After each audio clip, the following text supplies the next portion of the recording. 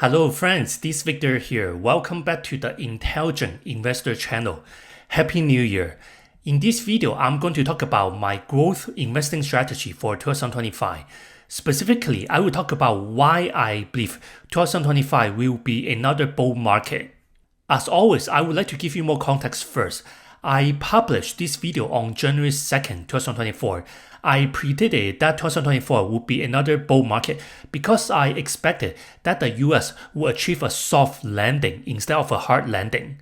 I said that the US Fed would start cutting rates soon, which would be a positive catalyst for supporting the current bull market. I also made another prediction in several videos and Patreon posts in 2024. I predicted that the Max 7 stocks would continue outperforming the market by a large margin. The main reason is that the Max 7 companies tend to earn the most revenues, most profits, and most free cash flows compared to the rest of the 493 S&P 500 companies. The Max 7 stocks are also the best and most competitive companies in their industries, so it makes sense that they will continue outperforming the rest of the 493 S&P 500 companies over the long term. My prediction turned out to be correct. In 2024, the Max 7 stocks including Google, Amazon, Apple, Meta, Microsoft, NVDA, and Tesla as a group had outperformed the S&P 500 by a very large margin. The S&P 500 increased by about 23% in 2024. In comparison, the Max 7 stocks on average increased by around 60% in 2024. Of course, these gains are exceptionally high, so we shouldn't expect them to continue this year. I think we have to be more realistic going forward. So in this video, I'm going to explain why I believe 2025 will be another bull market. I will talk about both the bull case and the bear case. Specifically, I will talk about the biggest market risks we should consider. I will also talk about my growth investing strategy for 2025, so you will know what stocks I'm planning to buy and my investing strategy going forward. If you like this video, make sure to hit the like button, subscribe, and turn on the notification button. I will continue to make many excellent investing videos every week that will help you become a great investor. Each video usually takes me more than 30 hours to make, so if you like this channel and want to support it, check out my Patreon blog in the video description. Our goal is to help all our members become multi-millionaires through investing. Once you become a premium member, you can follow all the stocks I'm investing for the long term, follow my personal stock portfolios, and download the latest intrinsic valuation models for all the stocks I'm analyzing, so you will know when a company becomes undervalued, fairly valued, or overvalued now. Also, you will have access to all my latest stock ratings for all the stocks I'm analyzing. The link is in the video description. Take a look, let's start. So why do I think 2025 will be another bull market? There are several reasons. The first reason is this. High inflation and high interest rates were the biggest headwinds that impacted the US equity market over the past 3 years. Now you can see that the US PCE inflation is already gradually dropping back to the 2% target. Going forward, as long as the US PCE inflation is heading toward the 2% target, the US equity market, as represented by the S&P 500, will continue to grow over time because the US Fed is expected to cut more rates throughout 2025 and 2026. More importantly, most S&P 500 companies are expected to have higher earnings throughout 2025 and 2026. The US Fed gave this economic forecast during the December FOMC meeting. The US Fed expects that the US unemployment rate will stay at around 4% throughout 2025. More importantly, the US PCE inflation will likely take longer to drop back to the 2% target. According to this economic forecast, the US PCE inflation should decrease back to a 2% target by the end of 2026 or 2027. The US PCE inflation has decreased more recently, but the decrease has been slower than expected. As a result, the Fed is expected to hold higher rates for longer in 2025. For example, the Fed initially expected to decrease rates by 4 times in 2025. Now the Fed expects to reduce its Fed funds rate by 2 times in 2025. According to this Fed funds rate forecast, the market expects the US Fed to decrease its Fed funds rates once or twice by the end of 2025. The market also expects that the Fed to hold high rates for longer in 2025 because the US inflation seems to be stickier than expected. But here's the important part. If you have watched the US Fed's recent presentations, the US Fed's overall tone is still more dovish than hawkish. This means the US Fed is more focused on supporting the US economy and maximizing employment than having very restrictive monetary policies like before. Now, as long as the Fed is more dovish and decreases rates over time, the market will react positively and the S&P 500 will grow more over time.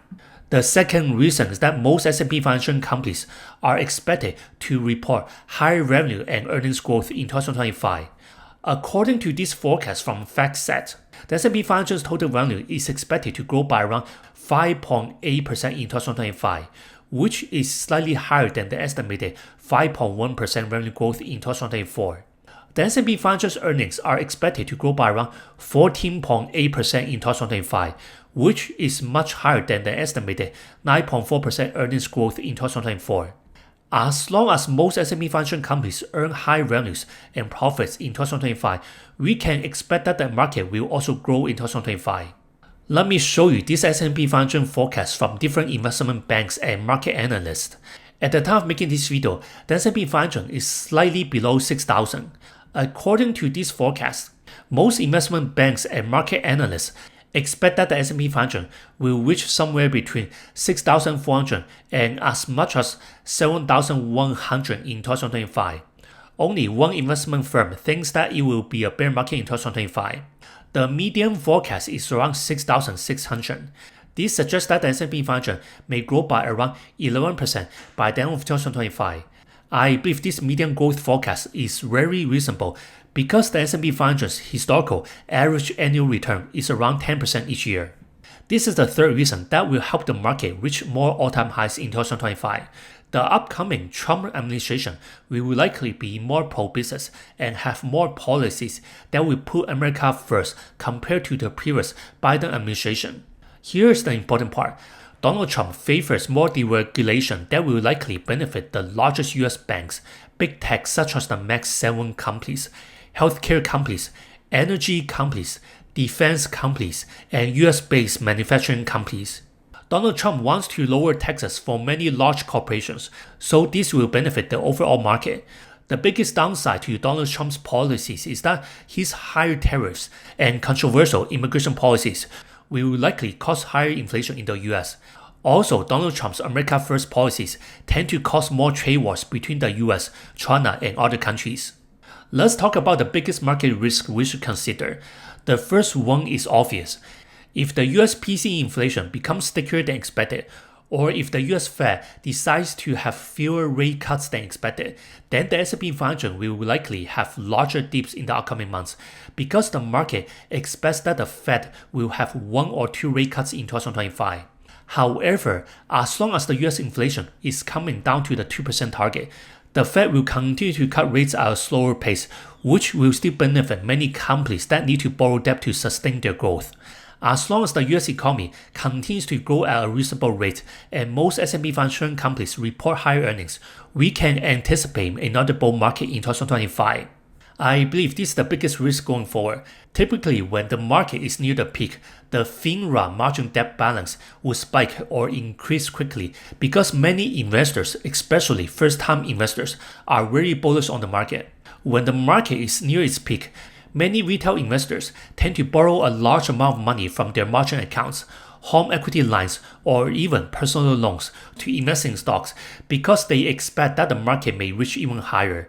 They fear missing out, so they're willing to borrow more to invest, even if stocks are substantially overvalued. This FINRA margin debt is updated once every month. At the time of making this video, the latest data is as of November 2024. Keeping track of the FINRA margin debt is very important because it's a great indicator that suggests when the market is likely near its peak.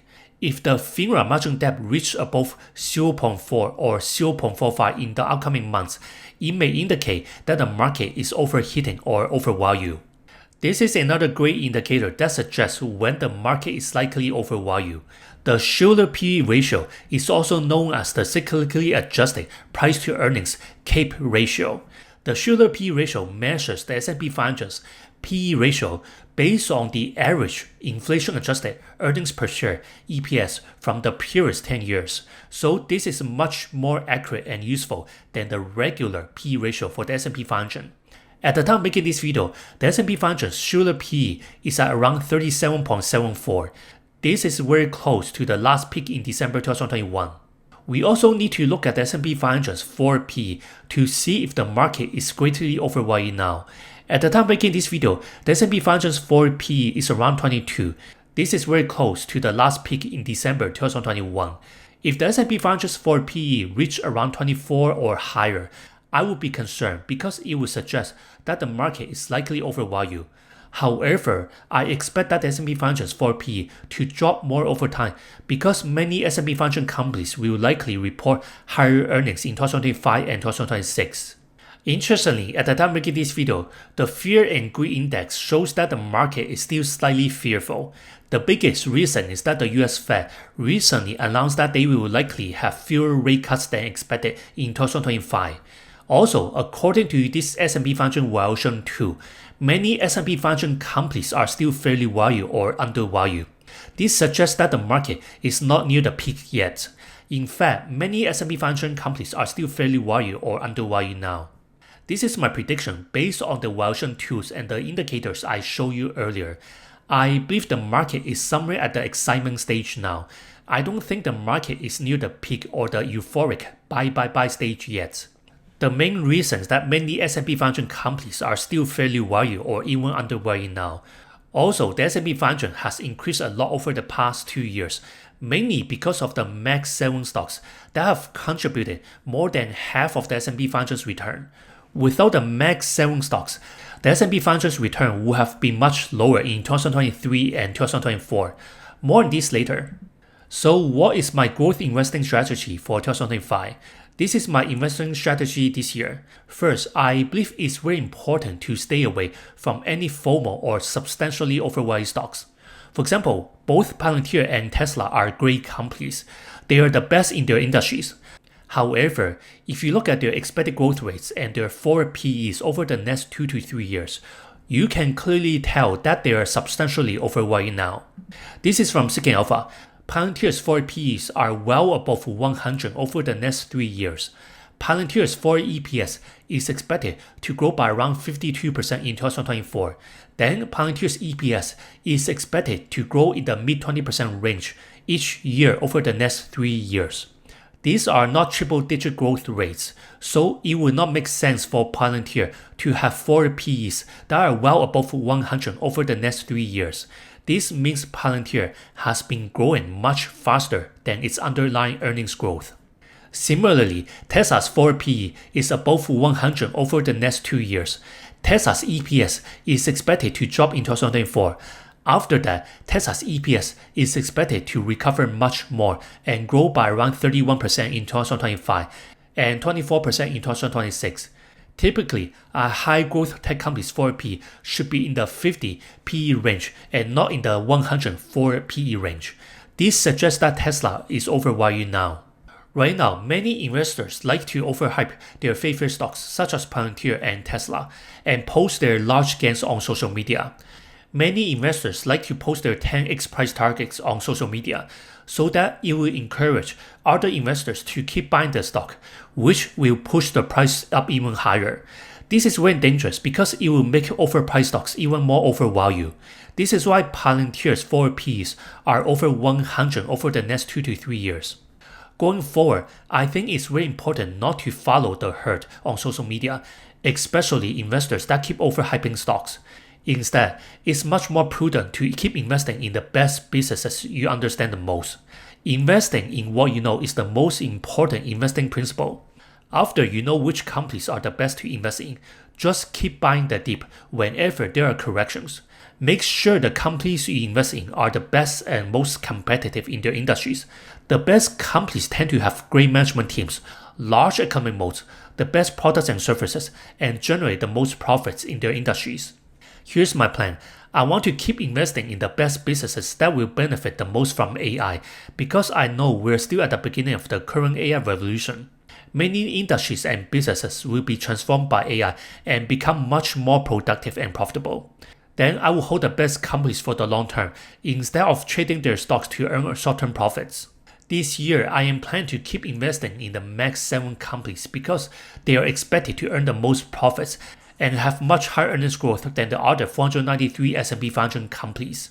I mentioned this earlier, the S&P 500's return would have been much lower over the past 2 years without the Max 7 stocks. In fact, the Max 7 stocks, including NVDA, Apple, Google, Microsoft, Amazon, Meta, and Tesla, have contributed more than half of the S&P 500's return over the past 2 years. Going forward, I expect that the Max 7 stocks will continue outperforming the S&P 500 by a large margin because they are benefiting the most from the current AI revolution. More importantly, the Max 7 stocks, NVIDIA, Apple, Google, Microsoft, Amazon, Meta, and Tesla, are the best and most competitive companies in their industries. As a group, they generate the most revenues and the most profits. As a group, they also have the highest profit margins and the highest growth rates compared to the other 493 S&P 500 companies. They also have very large economic moats, the best products and services, and great long-term growth prospects. So it makes sense that they will continue outperforming the S&P 500 over the long term. I plan to keep investing in the Max 7 companies over time and only buy their shares whenever they become undervalued. Then I will just hold them for the long term instead of trading them for short-term profits, so they can grow much more over time. Let me give you several examples. I always show this portfolio in most of my videos. The purpose is to show you my investing strategy over time. This portfolio is separated into 3 different accounts. In the first account, I have invested in MasterCard, Microsoft, Visa, Amazon, TSMC, Google, Meta, and ASML. They are the best and most profitable businesses in their industries. All of them are near monopolies. They have very large economic moats. It's nearly impossible for competitors to compete with them in their industries. I plan to keep buying these outstanding companies whenever I have extra cash and whenever they're undervalued. This is the second account. The investing strategy is the same. I have invested in Apple, Google, Visa, TSMC, Microsoft, NVIDIA, and Amazon. They are the best businesses in their industries. They are all near monopolies. They have very large economic moats and great long-term growth prospects. It's nearly impossible for competitors to compete with them. I want to increase my NVIDIA and TSMC holdings because I know that they will continue earning the most profits and dominating the AI semiconductor industry. This is the third account. It's a much newer account than the 2 other accounts, so it will take slightly longer for these outstanding companies to become multi-bagger stocks. I have invested in many outstanding companies including TSMC, NVIDIA, Amazon, ServiceNow, Meta, Google, Microsoft, Visa, Uber, Intuit Inc., Synopsys, ASML, Adobe, and AMD. Going forward, I would like to buy more Max 7 stocks in this account, especially NVIDIA, Apple, Google, and Microsoft. Moreover, I would like to buy back Broadcom. I made the mistake of selling Broadcom too early 1 or 2 months ago. Here is an interesting thing about Broadcom. Most investors do not know this. Similar to NVIDIA, Broadcom is benefiting a lot from the current AI revolution because of its custom application-specific integrated circuit ASIC business and Ethernet networking business, which are essential for building large AI data centers. In addition, Broadcom is a much stronger company than Tesla. In fact, Broadcom is much more profitable and earns much higher free cash flows than Tesla, while its valuation is much lower than that of Tesla. I actually think Broadcom should replace Tesla as one of the Max 7 stocks. I will talk more about Broadcom in a separate video. Now, all these are only my opinions and my analysis that's based on my research. They are not financial advice. There are always risks associated with investing. It's very important to invest in what you know and not speculate. You will need to do your own research and do your extra due diligence first before investing in anything. Thank you for watching this video and supporting our channel. This is Victor from the Intelligent Investor channel, and I will see you in the next video.